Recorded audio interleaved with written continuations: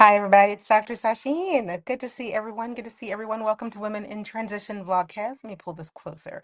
We're testing out the mic a little bit differently, so hopefully it comes across sounding right. If not, I'll just re-record it because I don't care. I have a question for my Gen X ladies out there who are single and still on the dating market. Why? Why are you doing this to yourself? Now, listen, if you're new here, let me tell you something. In this space, my prioritization is the piece of Gen X women who are going through the life transition that takes us from one reality to another. And that on the other side of that reality, we prioritize our peace of mind, and a peaceful life, whatever that looks like for us, not you. So, dating is a hot topic. When I do a YouTube search or any kind of search about women over the age of 40, over the age of 50, Gen X women, it's always dating tips about about all kinds of things. But the most important thing that I want to ask you about today is if you are on the market and you are a Gen X woman and you are dating, what are you looking for? What is it that you hope to find in a mate, so to speak? Now, I ask it in this way because when you have reached this age, you have done a lot of things. Things that maybe you didn't think that you would do by yourself, but you did them anyway. Maybe you own a couple homes. Maybe you've had a few careers. Maybe you own some real estate. Maybe you've invested. Maybe you've traveled the world. Maybe you've owned your own business. Maybe you're a writer. You've written some books. Maybe maybe you've done some things. In fact, I know you've done some things. And you may have reached the point where you're like, oh, it would be nice to have a companion, someone to share this phase of my life with where I am enjoying the fruits of my labor. And I hope that that is where you are. I hope that's what you're looking for, because if that's what you're looking for, then you're not going to fall into the trap. Click like and subscribe and share this video if you know a single Gen X woman who is on the market looking for companionship, love, caring, all those wonderful things, but is striking out because the dating pool is full of something that's not pleasant.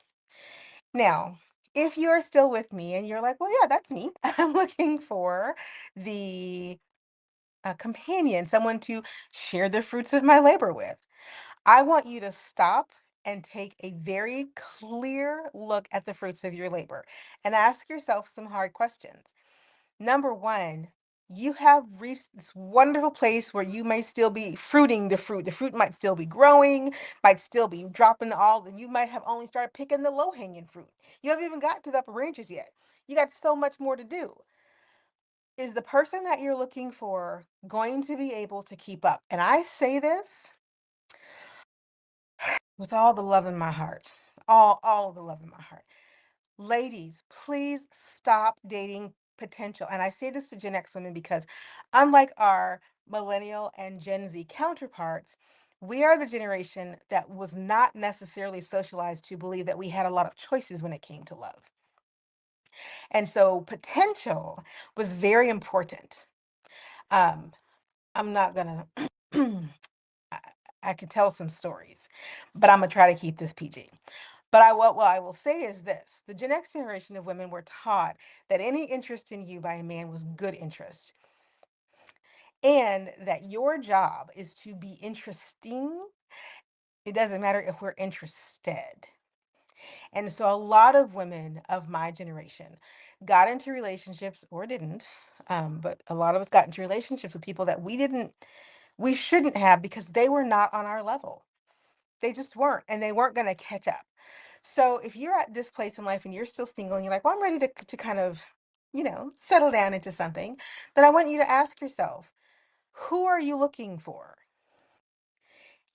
Are you looking for someone who can be your equal? Or are you looking for someone that you've been socialized to think you need to take care of? That you've been socialized that even though you have all these degrees, as they like to tell us, and you might got yourself a house, or you might have done this, you might have done that, you might have traveled the world, you might do all of these things, but you don't have a husband, right? Like that becomes a refrain, especially to women of my generation. before you get back out into the dating world tomorrow, what do you want this companion to do for you that you cannot do for yourself? This conversation is not for children. Please don't let them watch it. What do you want this relationship to do for you that you cannot do for yourself? And are you willing to leave those branches above that you have cultivated and they're going to drop some really good fruit in the next 5 or 10 years, and you're still just living and loving the low hanging fruit of your successes? You're just eating off that right now. You haven't even gotten up there yet, but you can see way up there that you've got this big tree of resources, right? And then you want to meet someone. Shouldn't they have a tree that's just as big as yours? We are too old to be dating for potential, ladies. We are too old to be looking around and going, if I could find someone who can fit into my life, and I can show him the benefits of no, no, no, no, no, no. Potential is what you buy a used house for and you fix it up and flip it. That's where potential comes in. It does not come in to your companion. So, number one, what do you want him for? Number two, why do you want him for that purpose? Him or her for that purpose. What do you think you are lacking that you need a full time, in your space, ring on your finger companion for? Now, listen, I can't tell you what your religion is preaching to you, so I'm not going to go there. If your religion says that in order to have certain urges fulfilled, you need to be married, I can't help you with that. But what I can do is talk to everybody else and say, if you have itches that need to be scratched, get those scratched. Get them scratched. There's no point in not getting them scratched, because what are you waiting for? And someone's going to jump into my comments and tell me that the casual thing is not their bailiwick. They really need to be in love. You can be in love. I'm talking about why you're trying to marry people for an urge that can be scratched without the necessary intrusion of someone else into your space. This message is not for everyone. It is for women for whom a lot of guilt and shame kind of creeps around them, because they also believe that, you know what, all I really need is a friend with some benefits and I would be happy. Maybe we can go have dinner, someone maybe to travel with. But when I come home to my space and they go home to their space. If you are holding out for the possibility that if you just keep holding out for the possibility of finding that one true person, and then you will marry them and you will have all of the things that you've been sitting on the shelf with because you are waiting for that one true person, and so marriage is why you keep your goal is marriage, and so you keep putting yourself in the cesspool that is the dating pool. What kind of person do you think you're going to get when the reality of the dating pool is full of some stuff that we don't want to swim in? So that's the second question. Why do you really want? So who do you want is the first question. Why do you want them is the second question. The third question, and it's not really a question. The third is a cautionary tale, though, is a caution. When you reach a certain age, hi, I'm that age, you find that for a lot of men whom may be attracted to you because of the big bountiful tree. Remember, I was talking about that big tree, that big bountiful tree that's got those wonderful resources at the bottom already, and you're already picking some pretty good fruit off of them. You've got a good job, you've got a good business, you've got some things that might be starting to pop off, or you're really getting, your career is going really well. You've got some money in the bank, you've got some savings, you travel, you eat well, you have a cleaner, you get your laundry outsourced, you have a nanny, your kids in private school, whatever the case may be. You got some fruit, you got some resources. There is a certain kind of person that is very, very much willing to be the companion that you're looking for a price. I do not encourage these relationships either. I call these the hobosexuals. They will gladly trade all kinds of favors for access to your fruit, your low hanging fruit and your high hanging fruit, because this one will marry you if that's what you really want. And that is why I'm having this conversation with you all today. In in the rush of getting a little older, a little grayer, little snow on the roof, and the programming that came with being born in the 70s, and 80s, and being socialized to be servants of a relationship and not equals in a relationship. In all of that cauldron of not goodness, you will accept less. You will look at this and go, I'm getting older. Maybe I want to have kids. Maybe I'm right there on the cusp, or maybe I want to adopt. Maybe I just don't want to be in this big house by myself anymore. There's so many things that you're telling yourself are bad about your life to justify letting in someone who's going to take all your fruit and leave you with nothing. And in exchange, you're not even going to get the thing that was promised to you, because the homosexual has zero interest of giving you anything that they can't take from you. So the minute you let this person in, you're going to find out that sweet and loving and caring and wonderful person who seemed like the answer to all of the dreams that you've had since you were 20. Now he just wants to use all your stuff. Now it's, why don't you pay for things, and why don't you take care of the household, and why aren't you catering to me? And because Gen X women are socialized to cater, and we watched our mothers cater heavily to the men in their lives. We watched our grandmothers cater. They didn't have much of a choice, and our mothers didn't necessarily have as much of a choice either. But we watched generations of women behind us just cater to whatever hobosexual was in their life. And also, at the same time, raise the kids, keep the house, depending on the generation, keep a job or two. And so, because we come from that line of servitude, which I'm asking you to break, you may find yourself going, well, maybe it's better than being alone. But you've been alone this whole time. Look at your tree. Look at the fruit, and look at the fruit of your life. What you have accomplished, the things that you have done, the people you have met, the relationships you have cultivated, all of these wonderful and amazing things. And yet you're going to let somebody walk into your life who doesn't even bring a shovel and a seed to the table. But you're going to let him pluck from your tree without requiring him to have a tree of his own? No, you are not. Why are you doing this to yourself? What is it that you need? And this is where it's time to get really clear in terms of the relationships that you want to have at this point in your life. What is it that you are looking for? Companionship can be had. Companionship is out there for the taking. There are wonderful and amazing people who probably would love to be yours sometimes, who would love to be the reason that you smile and get dressed up to go someplace, and will have zero interest in coming back to your home and taking over the tree out in the backyard that you've worked so diligently. There are people who will be like, I have a tree too. Look, mine's over there and it's just as big as yours. But here's the rub, right? For far too many women, there is an ideal of what that person should look like. There is an ideal. And that ideal, and I'm not telling you to settle. So don't come in my comments telling me that I'm telling y'all to settle for somebody you don't want, because I'm not. In fact, I'm telling you not to settle. Because the ideal is what you have been programmed to believe, that the thing that you want will come in that package.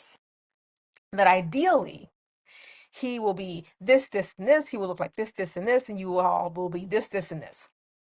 Ideally. But in reality, the ideal doesn't really show up like they're supposed to. They don't show up like they're supposed to. So you're stuck waiting for the ideal, and then the ideal comes along and he doesn't have half the things that he's supposed to have. But he's your ideal. So you might as well say, well, we'll build it together. Ma'am, we are in our 40s, in our 50s. What do you mean we'll build it together? Build what together? because my house is already being built. I don't need someone to come along to help me finish my house. I would be happy to help you finish yours by standing over here and cheering you on, as long as your resources will finish your own house. And far too many of you are out there looking at people with half built houses going, well, but my house is built, so just come move in with me. No, no, because your desire to serve is hiding the fact that what you really want is someone who cares. Someone who will love you and respect you and be kind to you. Someone who will laugh with you and dance with you. Someone who will hold your hand and be interested in you and not just require you to be interested in them. You want all of those things. And instead of waiting or even allowing those things to come to you in many different packages, I believe in being the UN of dating. That's just me. You're waiting and hoping that that guy over there with the half built house will somehow figure out that your house, that he could help you build your house, and he would be happy because the things you would do for him. And that's our problem. The things I would do for you if you only loved me is a terrible position to go into a relationship from. And far too many Gen X women have reached the age where they're like, but the things that I will do for you if you will love me is like a big red neon sign to the hobosexual. Because they're like, oh, the things you'll do for me if I just love you, I'll love you. Not a problem. But if you stop doing those things for me, I'm going to stop loving you. So here's my suggestion: figure out why you want a relationship and what kind of relationship that you want. Set aside the idea that you're going to grow old by yourself, and that's scary. We're all going to grow old by ourselves. Nobody dies with somebody else unless you're unfortunate enough to be in a mass casualty. And even then, everyone dies alone. Let go of this idea that somehow being in, sorry, I have wonderful memories of certain things. Let go of this idea that being of a certain age and not married somehow means you are flawed. Remember that big tree that you've got? The one that is still producing fruit and will be producing fruit for years to come. That tree that you've poured a lot into. That tree might include kids and other family members and all kinds of things, right? Like, you've got this amazing orchard out here, and yet you are willing to hand gasoline to some fool and hopes that he won't burn it down. All because you're afraid you're going to be cold and alone that night. Buy yourself a better coat. When you start remembering and realizing the value of what you have built in your life, and this is something that men do very well, that women could take a card out of their book, a page out of their book. And there are many pages I want you to take, but this is one you should take. After you have spent so much blood, sweat, and tears to bring your orchard to fruition, you've got all these amazing trees, you've got all these amazing things. The last thing that you're going to do is jeopardize any of that for this thing over here called a relationship. And that is key. And men figure that out as they grow further. Sorry, there's a gnat. As they get further and their orchards grow bigger and bigger, they don't sacrifice this over here. They don't give someone a can of gasoline because they hope that they won't poison the orchard because they're afraid of being cold. They just go buy a better coat and keep it moving. Because what they recognize is that there's always going to be someone with a can of gasoline more than willing to destroy this orchard if I let them. But what they're looking for, and I'm talking about a certain caliber of men, not all men, remember hobosexuals, but what a certain caliber of men are looking for, and what I hope you're looking for is, oh, you got an orchard too? Bet. I'm going to continue to take care of my orchard.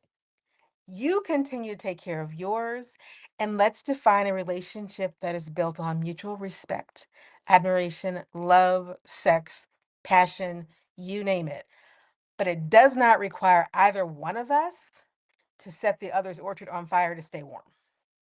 And too many men are more than willing to set your orchard on fire to keep themselves warm while you are out there shivering. And you cannot do that. And as a Gen X generation woman, you are more likely to say yes to giving that man a match and a gallon of gasoline because of the idea that somehow you have missed out on the wonderfulness of being somebody's servant for life. You have not. You have built an orchard that is still growing. You have trees that haven't even started to grow fruit yet. You can see them in the distance. Protect that which you have worked and built and cultivated. Not all those trees are money. I said resources. Protect that which you have worked and built and cultivated. Only allow those people into your life who also have an orchard that they have worked and built and are cultivating and taking care of. And do not give them gasoline and matches because you are afraid of being alone and it's cold tonight. So, in other words, no hobosexuals. No, no. I have a rule that I don't date anybody with kids younger than my own. I just don't. My child is 12. I won't date anybody who has a child younger than 12. I don't mind dating someone with a kid, just can't be younger than 12. Here's why. I'm raising my child. I'm through Pampers, toddlers, first languages, first words, first everything's. I'm through learning how to walk, potty training. I'm through sleepless nights because of a nursing baby. I'm through a lot of those pivotal stages that a child needs a parent to be present for. I have zero interest in going backwards to do that again for anyone. You have to know when you're out in these dating streets what your non negotiables are. Not, I don't want to be cold at night, but I can build a fire. I have a fireplace, firewood, and I know how to chop a tree. I know how to chop some logs. I can build my own fire. You're welcome to come and build your fire next to mine, or we can build this fire together. But, right, I don't date men who have kids that are younger than me, younger than mine. You may need to say, I don't date men with kids, especially if you don't have any. Like, it's okay to say that. It's okay to say, I won't date men outside of my tax bracket. Okay, that's legitimate. It's okay to say, I only date X kinds of men because you know who says these things without pushback? Men. And you, remember, orchard, vineyard, beautiful grapes and apples and berries and lemons and limes and oranges, just amazing things that you've done. You have the right and the responsibility to be selective on who you let into your orchard. Because remember, somebody out there has some gasoline and a match and will be more than happy to burn all your shit down if it will keep them warm for just one night. And then you will have lost everything. So you need to put some guardrails around your dating.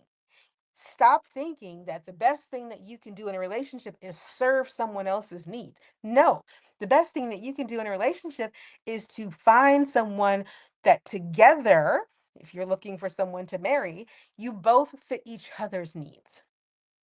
That's it. Nobody has to be anybody else's servant.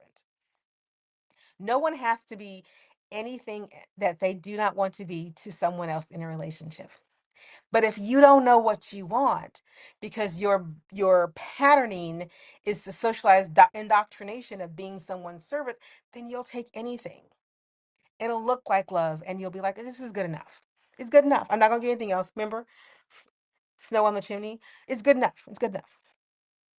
And then someone burns down your orchard and all that you've worked so hard for, all that you've built, all the fruit that you were looking forward to is now rotting on the ground or burned to a crisp. And that person that you thought was going to be there to help you tend to that orchard is going, well, when you gonna plant something new? I'm cold. I'm hungry. You said you'd take care of all that if I just loved you. Well, I loved you. So now what? Yeah. So if you are still in the dating pool, and that's where you want to be, but you haven't stopped to ask yourself those important questions, get out of the pool. The pool is rank. So get out of it anyway. But what is it that you're looking for and why do you want it in this fashion? There's an excellent snippet in a book that I have that talks about the ways in which women are shamed and vilified for having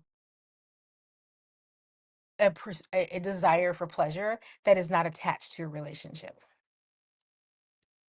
It is important at this big age of ours for you to make peace with the fact that it is okay to want to have a companionship without a wedding ring.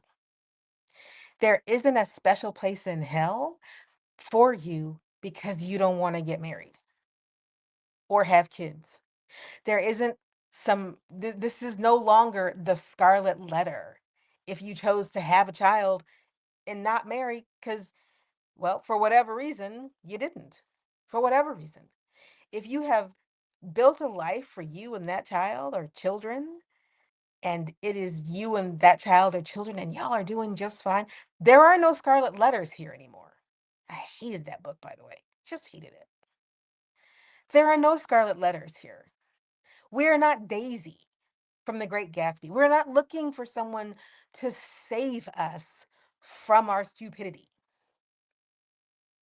because we have reached the age where we know we're not stupid. We bring entirely too much to the world, to hell with the table, to the world, and to simply allow someone to come in and burn all that down because we have a fear of being alone, of growing old without a companion, that tells me you just don't know what kind of companion yet you want.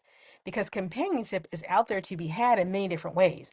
And that can include ways that fulfill whatever itch you've got to scratch. The question simply becomes, can you stop backing yourself into a corner long enough to be honest about what it is you're looking for? And then to make a pact with yourself not to accept less than that because you've got a little snow on the roof. All right, I'm gonna leave it there. You know, I'm always here for a good time, but not a long time. And I wanted to have this conversation because it's summer just started, and we are seeing a big sea change in the world, right? Relationships are going to undergo some transformations and they're going to continue to undergo some transformations. And a lot of people are listening to podcasts, people telling them about how horrible it is that women are not willing to settle for bad relationships anymore. But here's what I know. Here's a dirty little secret about Gen X women that I know. And that is because we're socialized to serve, we are more likely to quietly accept less than what we deserve in a relationship, as opposed to just staying single and happy. And I am telling you all now, I am blowing the lid off this. This is not the way anymore. That is not the way.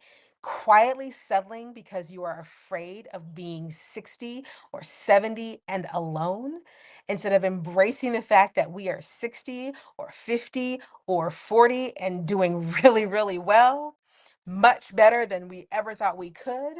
And oh my God, look what else is to come.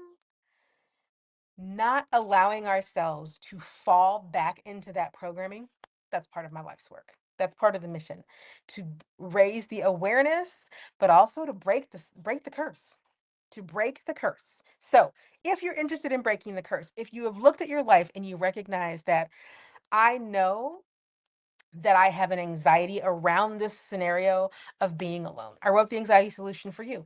Pick it up. The ebook is, the link is in the bio. If you have decided or you're not sure how you're going to figure out what it is that you are looking for, if the goal is dating at this point in your life, but you're like, well, I thought I was supposed to get married. Because if I'm not supposed to get married, then what am I supposed to do? Maybe you and I should have a talk. I'm opening just a few spots coming up for the Life Reimagined, the art of reinventing our life in the Gen X years. I'm opening up that workshop in about 2 weeks. Drop a boat emoji because, like I said, we are lifting all boats as we move through this transition. If you're interested in a workshop that allows you to focus down on what it is that is important to you right now and get yourself around the mind that is preventing you from being where you want to be, drop a boat. Get on the waiting list, get on the mailing list, and I will let you know when the gates open. I'm only taking 10 because I usually do this as a one-on-one with my clients, but I'm trying it out. So I'm trying something new. Drop a boat. Let me know you're interested. I'll put you on the waiting list. I'm only going to open it up for 10 women and 10 women only. All right, that's it for today. Please click like, subscribe, and share the video because you know somebody who's dating. I know people who are dating. I also know the struggle isn't just that the dating pool is full of stuff. It is. But also, it is the curse of being socialized to be a servant that is keeping a lot of women from finding the happiness in a relationship that is out there and waiting for them. It's Dr. Sasheen. That's it for now. Bye.